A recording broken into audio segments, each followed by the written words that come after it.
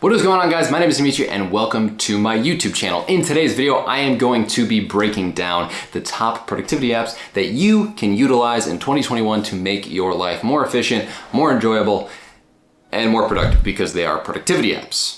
Now, Notion is my task management system. It manages my entire life. I've made a video on it before and I will make more in the future. It is one of those things that once you start utilizing it and it makes itself a part of your life, it's gonna be hard to get rid of it. It's the main productivity app I use, and I have showcased it in previous videos as well. While it may not be an A+ in anything, it is at least a B in everything. And I believe that if you have everything in one place, you're going to be able to manage your life better than having a bunch of different apps. So I actually really enjoy this app for overall task management and life management, and it's going to be even better once I start utilizing the Notion API that just came out. Number 2 is Google Calendar. It is my calendar app of choice. I've been utilizing it since October or November of 2019, and I have been so happy to use it since. As you can see, my time blocking with Google Calendar is part of my everyday life, and I utilize it as much as I can. I utilize it to time block my schedule and get myself to and from places while knowing what time I need to do them at. If you want to learn more about why you should time block, I'd recommend checking out my video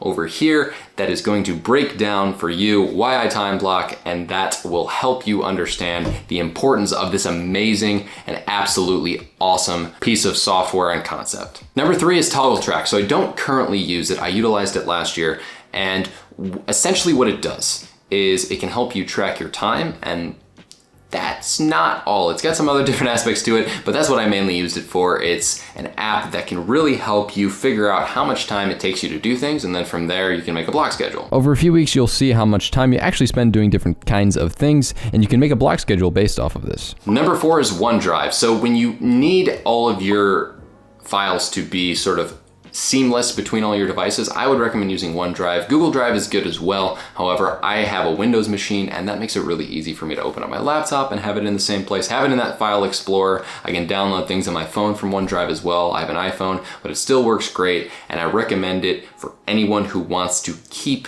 their files in one place. This is a great app for Windows users, and it is better than Google Drive in my opinion. Number 5 is LastPass. So this is an application I've been using for over a year, and it keeps all of my passwords safe and sound. They have a nice encryption on there so that they don't even kind of have your passwords. It's a weird situation. So if they were to get hacked, you're not going to lose your passwords. There's a lot of different good ones here. I just recommend getting a password manager in general. I believe there are another few of them that I could recommend, but since this is the one I use, I'm going to recommend it. You never need to search around for your passwords if you always have them saved, and you can copy and paste them easily onto your phone or your computer browser tabs anytime you're signing into something. Number 6 is later. So while productivity may be a really important thing based on what you're doing on a day-to-day basis, it's actually really important to not do some things. And since I am that kind of person who tries to stay off social media as much as I can, and I post a lot on social media, I utilize later as a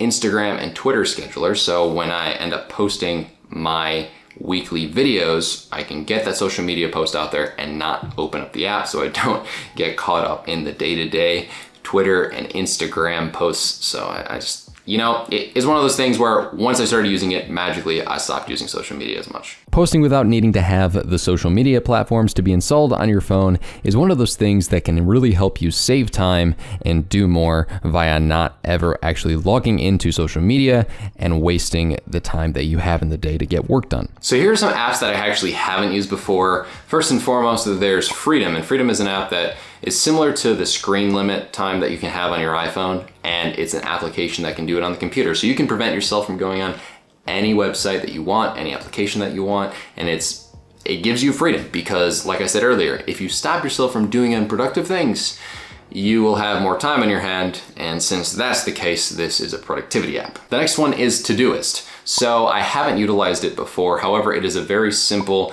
and manageable to-do list that keeps your workspace very efficient. I know a lot of people like me, like Notion. However, you want separate different tools and you want to kind of make multiple different aspects of your productivity toolkit work for you.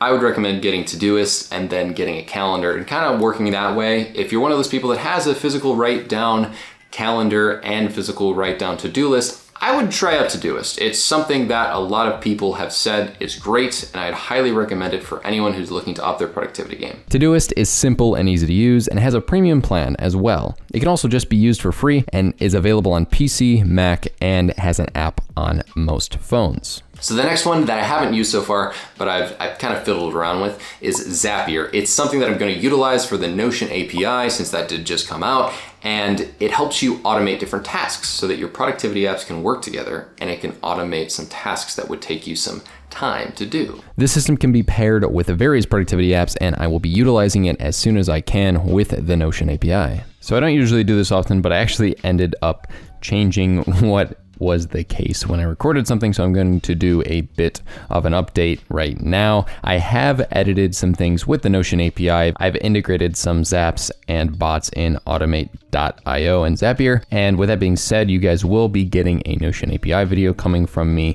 very soon. Number 4 is Clickup. It's a Notion alternative, and honestly, I was messing around with it, and I mentioned it in the podcast, but if it did have the Google Calendar integration directly in a certain way where you could see the colors, I very well may switch to Clickup if that's the case. But even though I love Notion, it does have a lot of things that I have to acknowledge are great. A lot of companies use it, and if you're looking for an awesome all-in-one project management system, and if you're looking for an all-in-one project